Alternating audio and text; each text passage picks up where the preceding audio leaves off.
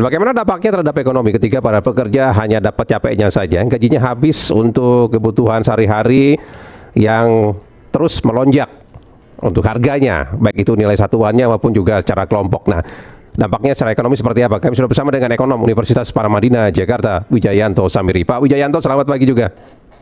Pagi, Pak Wijayanto. Jadi dampak working poor ini bagi ekonomi apa ini sebenarnya, Pak?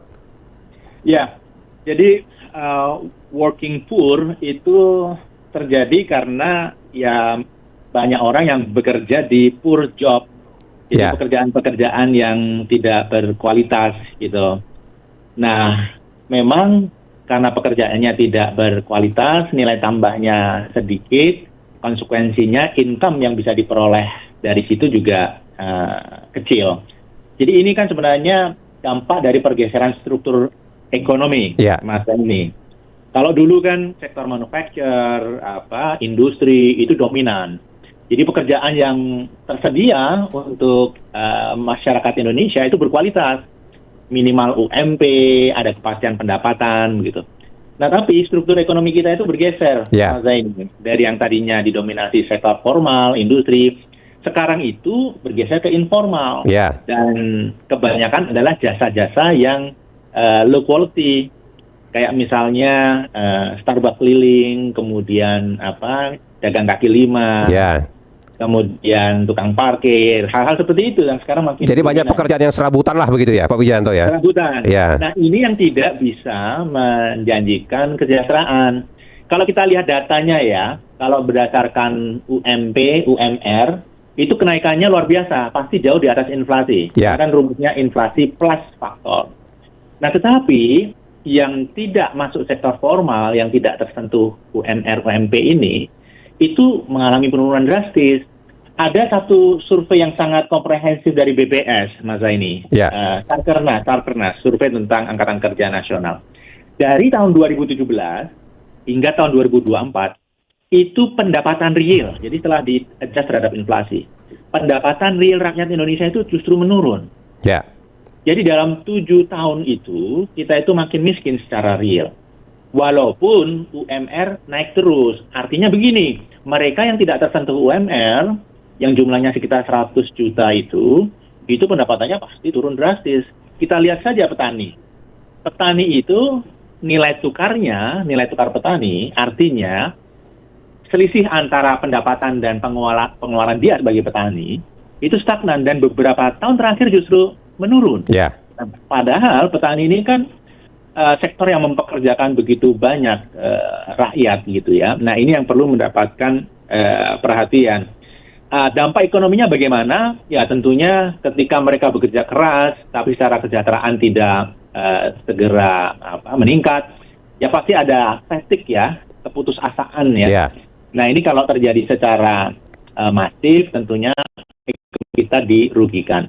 Tetapi working poor sendiri ini sebenarnya adalah hasil dari perubahan struktur ekonomi yang tidak diikuti oleh perbaikan pendidikan, peningkatan skill masyarakat. Jadi kalau kita lihat peningkatan skill di Indonesia ini masih jauh dari optimal. Seringkali pendidikan-pendidikan yang diberikan itu justru tidak sesuai dengan apa yang dibutuhkan di lapangan. Misalnya lulusan sekolah kejuruan yang dididik khusus untuk skill tertentu, itu justru lulusannya tingkat penganggurannya paling tinggi. Nah, ini kan menggambarkan skill yang disiapkan itu, skill setnya itu tidak sesuai dengan kebutuhan. Jadi memang ada aspek penguatan skill yang sesuai dengan kebutuhan, tapi juga struktur ekonomi ini harus dikembalikan ke struktur ekonomi yang didominasi oleh sektor formal. Nah, kalau kemudian ditanya apa yang harus dilakukan oleh masyarakat, nah menurut saya harus menyiapkan skill yang sesuai dengan kebutuhan sekarang dan khususnya di masa mendatang. Kalau yang muda-muda harus melek AI, harus melek sosial media, harus bisa bahasa Inggris, gitu ya, harus bisa flexi time, harus bisa komunikasi dengan baik. Dan yang paling penting begini, masyarakat kita itu mulai harus mendorong pergeseran mindset dari pencari kerja menjadi pencipta kerja. Jadi entrepreneurship ini menurut saya harus mulai didorong sejak masih sangat muda begitu.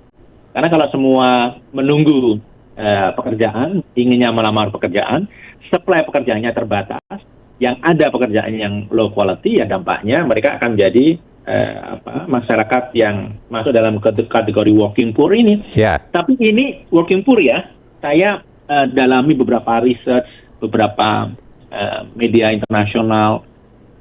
Ini fenomena global yang makin memburuk pasca COVID sih, ada geseran struktur ekonomi di banyak negara. Indonesia salah satunya, tapi mungkin termasuk yang paling buruk. Ya, Pak Wijanto, tapi kan pemerintah kan kalau dari wawancara saya dengan pihak pemerintah begitu ya, mereka sedang mendorong pengembangan link and match, kemudian juga pengembangan lainnya seperti tempat-tempat pelatihan yang sesuai dengan kebutuhan pasar kerja sekarang, termasuk juga pengembangan untuk keterampilan AI begitu ya. Nah, itu sejauh mana kemudian ini juga bisa menyelesaikan masalah ini, Pak, yang sudah dilakukan pemerintah sekarang? Ya, memang pemerintah sudah berusaha ya, tetapi pemerintah sendiri energinya itu terlalu kecil untuk tantangan sebesar ini. Jadi dalam konteks penyiapan tenaga kerja itu harus melibatkan juga dunia pendidikan dan sektor swasta, ini harus kolaboratif sifatnya. Tapi begini, saya juga ingin memberikan pandangan ya tentang skill set yang selama ini diajarkan oleh Balai Latihan Tenaga Kerja di banyak tempat itu. Itu sangat ketinggalan zaman. Sekarang ini masih diajarkan cara nyablon, masih diajarkan cara-cara yang sebenarnya dengan digital teknologi, dengan AI itu sudah dengan gampang dikerjakan. Jadi dilatih dengan skill set masa lalu. Nah, menurut saya ini harus ada perubahan strategi, kemudian juga materi-materi yang diajarkan kepada calon tenaga kerja. Saya justru ini, Mas, satu lapangan dan opportunity yang luar biasa itu mengirim tenaga kerja Indonesia dengan skill yang bagus ke luar negeri. Itu opportunity-nya luar biasa. Jadi menurut saya ini harus dijadikan salah satu fokus pemerintah juga. Kan banyak negara ini mengalami aging population. Nah, mereka membutuhkan skill-skill seperti perawat, caregiver, dokter begitu ya. Kita bisa supply karena pada prinsipnya orang Indonesia itu kan ramah, peduli, kemudian attention to detailnya bagus, lebih bagus dari yang dari negara lain.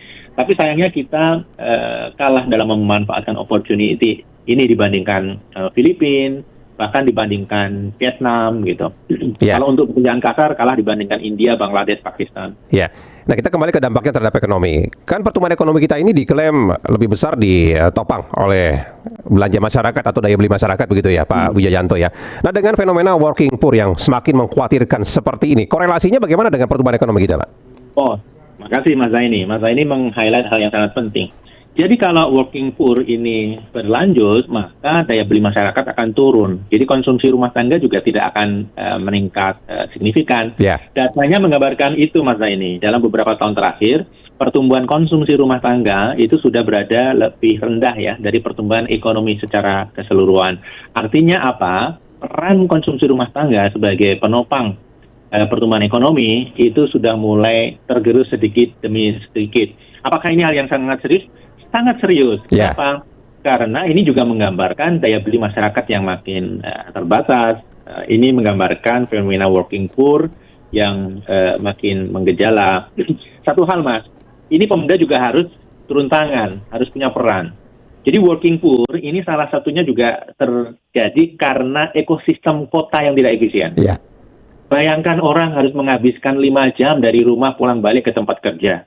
Biayanya bisa 25% dari total pendapatan. Nah, kalau ini bisa didorong, public transportasi yang efisien, terjangkau, kemudian housing di tengah kota, high-rise building seperti yang dilakukan di negara maju, ini akan sangat membantu memecahkan permasalahan ini, Mas. Jadi ini memang solusinya harus komprehensif begitu ya. Kalau tidak dipikirkan solusi yang tepat dan cepat, dampaknya terhadap pertumbuhan ekonomi kita akan makin nyata begitu, Pak Wijayanto. Makin nyata, karena begini, ini sifatnya struktural. Struktural itu perlu waktu panjang untuk memperbaiki. Kita mulai sekarang saja, barangkali 5 tahun ke depan baru lihat hasilnya. Kalau kita tidak memulai, nah maka akan sangat disayangkan, karena kita tidak akan melihat situasi membaik sampai 1 dekade ke depan. Ini struktural sekali sifatnya, Mas. Baik kalau begitu. Pak Wijayanto, terima kasih banyak Pak sudah bersama kami pagi ini, Pak. Sama-sama. Selamat pagi, Pak Wijayanto. Ekonom Universitas Paramadina Jakarta, Wijayanto Samiri.